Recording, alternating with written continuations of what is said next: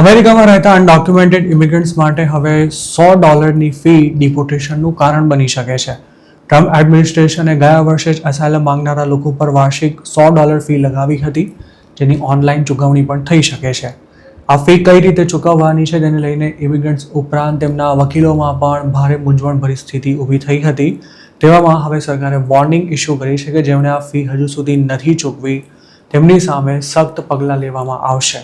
USCISએ તાજેતરમાં જ આ અંગેનો ફાઇનલ રૂલ પબ્લિશ કર્યો છે, જેમાં જણાવાયું હતું કે જેમને ફી ભરવાની થાય છે તેવા ઇમિગ્રન્ટ્સ જો 30 દિવસની અંદર તેની ચૂકવણી નહીં કરે તો તેમનો અસાયલમનો કેસ ઓટોમેટિકલી રિજેક્ટ થઈ જશે. આ ઉપરાંત તેમને વર્ક પરમિટ પણ નહીં અપાય અને સાથે જ લોફુલ સ્ટેટસ ન ધરાવતા લોકો પર ડિપોર્ટેશનનો ખતરો પણ વધી જશે. અસાયલમની ફીનો નિયમ મે 29થી લાગુ થવા જઈ રહ્યો છે. USCISની દલીલ છે કે ફી ના ભરનારા સામે જો કડક પગલાં નહીં લેવાય તો કોઈ અનડોક્યુમેન્ટેડ ઇમિગ્રન્ટ સરકારને $100ની ફી ચૂકવવા તૈયાર નહીં થાય અને કોઈના કારણે ડિપોર્ટ પણ નહીં કરી શકાય. આમ તો અસાયલમ ફી સામે જે લોસૂટ્સ ફાઇલ કરાયા છે તેમાં હજુ સુધી ફાઇનલ જજમેન્ટ નથી આવ્યું. જોકે એક્સપર્ટ્સનું માનવું છે કે ટ્રમ્પ એડમિનિસ્ટ્રેશન $100ની ફીને ડિપોર્ટેશનનું હથિયાર બનાવવા માંગે છે. જેમ આઈસ કે પછી ઇમિગ્રેશન કોર્ટમાં હાજરી ન ભરનારા સામે ડિપોર્ટેશન સુધીના પગલાં લેવાઈ શકે છે, તેવી જ રીતે હવે $100ની ફી ન ભરનારાને પણ સરકાર ગમે ત્યારે સાણસામાં લઈ શકે છે.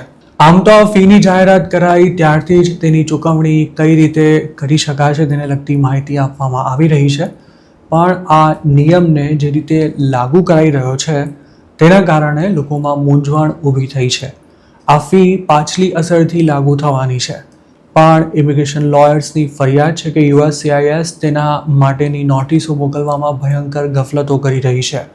જેમ કે કેટલાક લોકોને જૂના એડ્રેસ પર નોટિસ મોકલવામાં આવી છે, જ્યારે અમુક કેસમાં લોયર્સને એવા ઇમિગ્રન્ટ્સની નોટિસો મળી રહી છે કે જેમનો કેસ હવે તેઓ નથી લડી રહ્યા.